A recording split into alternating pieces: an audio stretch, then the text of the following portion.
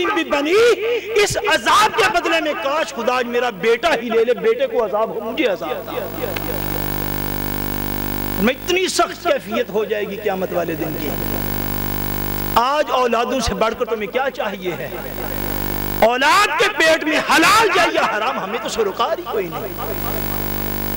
اولاد ساری عمر اللہ اور اللہ کے رسول کی نافرمانی کرے، ماتھے پر شکن نہیں، ہماری مرضی سے شادی نہ کرے تو پریا پڑ جائے۔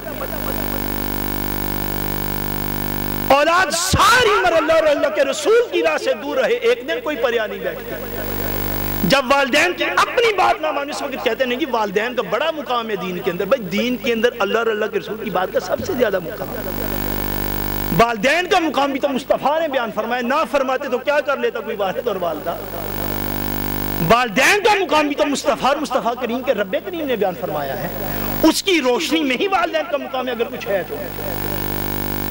اور اللہ اور اللہ کا رسول یہ فرما رہے ہیں آج جن اولادوں کی خاطر سارا کچھ اللہ اور اللہ کے رسول کا راستہ بھی چھوڑ جاتے ہو، حالت یہ ہو جائے گی کہ قیامت والے دن بندے کہیں گے شاید آج جو مجھے سزا ملنے والی ہے من عذاب یومئذ ببنی، آج خدا میرے بدلے میں میرا بیٹا ہی کوئی قبول کر دے۔ عذاب کو سہنا آسان نہیں، انسان تو اپنے جسم سے اندازے لگا سکتا ہے۔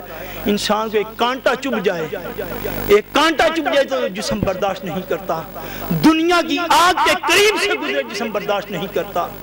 نار اللہ الموقدہ، جو اللہ کی جلائی ہوئی آگ ہوگی، جو خود جلا لے اس کے تو قریب سے نہیں گزر سکتا۔ جو اللہ کی جلائی ہوئی آگ ہے اس کی تپش کو کیسے برداشت کرے گا؟ فرمایا کہ انسان چاہے گا کہ شاید آج اس کو رہائی مل جائے اور بدلے میں اس کے بیٹے کو عذاب دے دیا جائے۔ پھر اسی پہ بس نہیں، اللہ تبارک و تعالیٰ فرماتے ہیں بَصَاحِبَتِهِ وَأَخِيهِ، اللہ تبارک و تعالیٰ سب کو اپنے گھروں میں خیر و سلامتی عطا فرمائے، مگر دین کا پیغام جو ہے اس بات کو سمجھ لیں، آج کس نشست میں ضرور کوشش کریں۔ فرمایا کہ بندہ چاہے گا کہ شاید آج اس کے بدلے میں اس کی بیوی یا اس کی بھائی کو ہی عذاب دے دیا جائے۔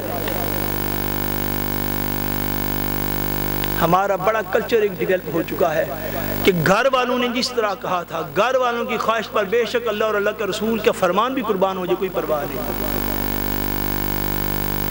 جولریوں کے انبار دو اور دو، اللہ تعالیٰ اگر اس کے حلال سے عطا کرتا ہے تو، لیکن اس عظیم دائرے کار کو نہ چھوڑو جو بہت کھلا دائرہ ہے ایکچولی، مگر اس دائرے سے باہر تو نہ نکلو جو اللہ تبارک و تعالیٰ اور اللہ کے رسول نے لگایا ہوا ہے ہماری زندگیوں کے اندر۔ فرمایا یاد رکھو آج سارا کچھ اگر کرو گے، قیامت والے دن ایسا ہوگا کہ بندہ کہے گا یا اللہ آج بدلے میں میری بیوی یا بھائی کو ہی قبول کر، مجھے بس چھوڑ دے، بس میرا جرم جو ہے وہ معاف ہو جائے۔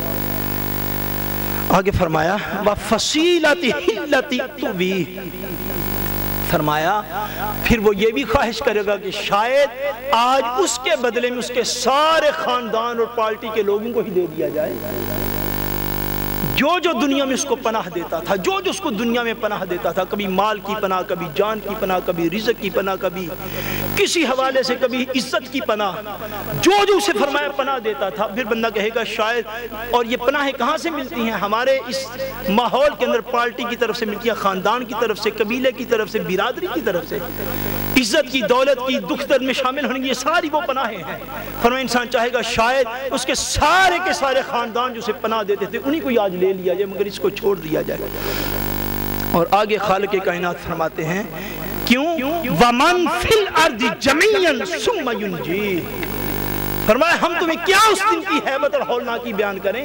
فرمایا بندہ یہ چاہے گا کہ اس کے بیٹے لے لیے جائیں، اس کی بیویاں لے لی جائیں، اس کے بھائی لے لیے جائیں، اس کے ساری پارٹی اور خاندان کے لوگ لیے جائیں۔ فرمایا صرف یہی نہیں، وہ عذاب اتنا سخت ہوگا اللہ تبارک و تعالیٰ کی نافرمانی کا، وَمَن فِي الْأَرْضِ جَمِيعًا ثُمَّ يُنْجِيهِ، بندہ یہ خواہش کرے گا یا اللہ آج ساری روئے زمین کے لوگ تو لے لے مگر مجھے عذاب سے نجات دے۔ 6 ارب اور 90 کروڑ کے لگ بھگ اس دنیا کی اس وقت آبادی ہے،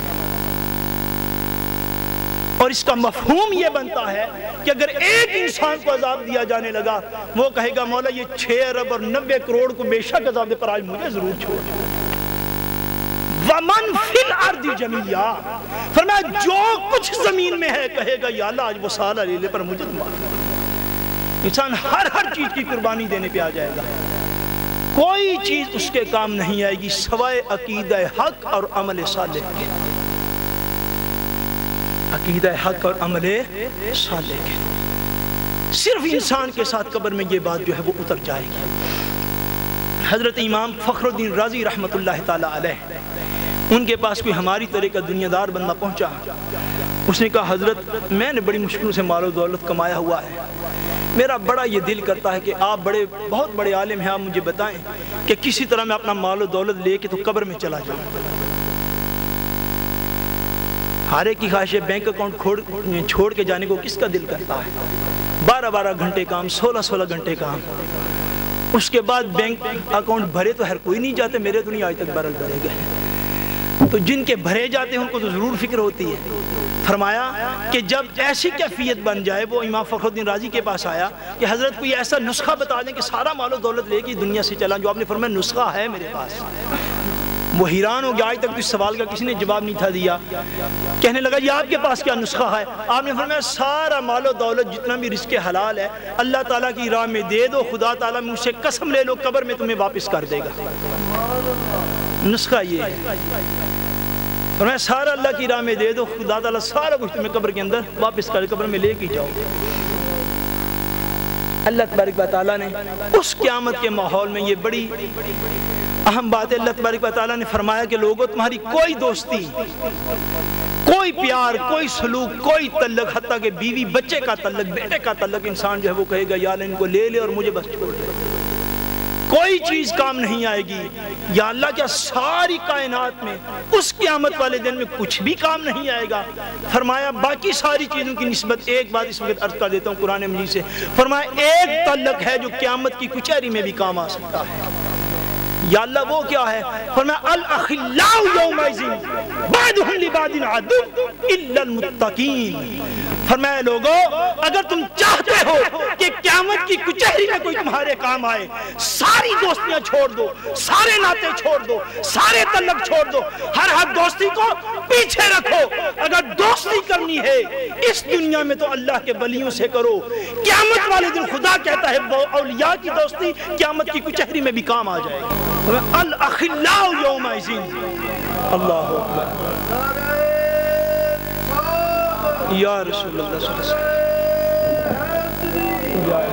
فرمایا کہ الاخلاء یومئذ بعضهم لبعض عدو، ساری دوستیاں دشمنیوں میں تبدیل ہو جائیں گی۔ جس اس مقام پر فرمایا یا اللہ کون سی دوستی ایسی ہے جو دشمنی میں نہیں بٹے گی؟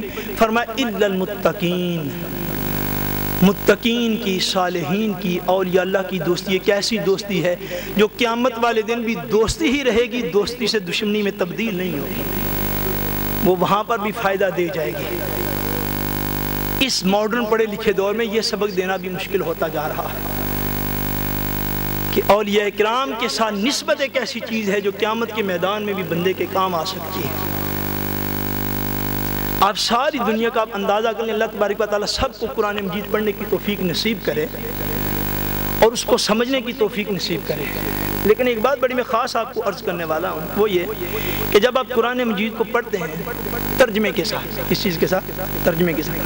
ہم جتنے بھی اجمی مسلمان ہیں نا، اجمی مسلمان یعنی غیر عرب مسلمان، وہ بے شک پاکستان کا ہو، ناروے کا ہو، ڈنمارک کا ہو، ساؤتھ افریقہ کا ہو، یعنی غیر عرب جتنے بھی اجمی مسلمان ہیں، ہمارے ہاں آپ پاکستانی کمیونٹی میں خاص طور پر یہ بہت اچھا ٹرینڈ ہے، بہت اچھا ٹرینڈ ہے، ہم اسی کے لیے دن رات کوشش کرتے ہیں، لیکن ہر بات کی ایک اپنی حد ہوتی ہے۔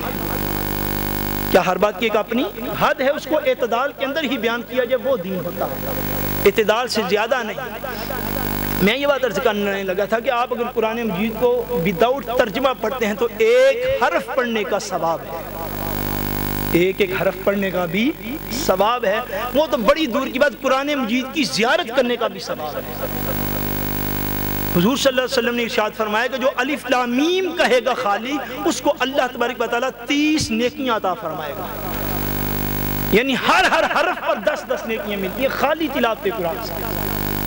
ترجمہ قرآن کو پڑھنا اس سے زیادہ افضل اور اعلیٰ ہے، ترجمہ قرآن کو پڑھنا اور سمجھنا اس سے زیادہ افضل اور اعلیٰ ہے، تفسیر کے ساتھ پڑھنا ترجمہ سبھی زیادہ افضل اور اعلیٰ ہے۔ ان ساری باتوں کے باوجود میں ہدایت کی بات بس عرض کرنے لگا، وہ یہ ہے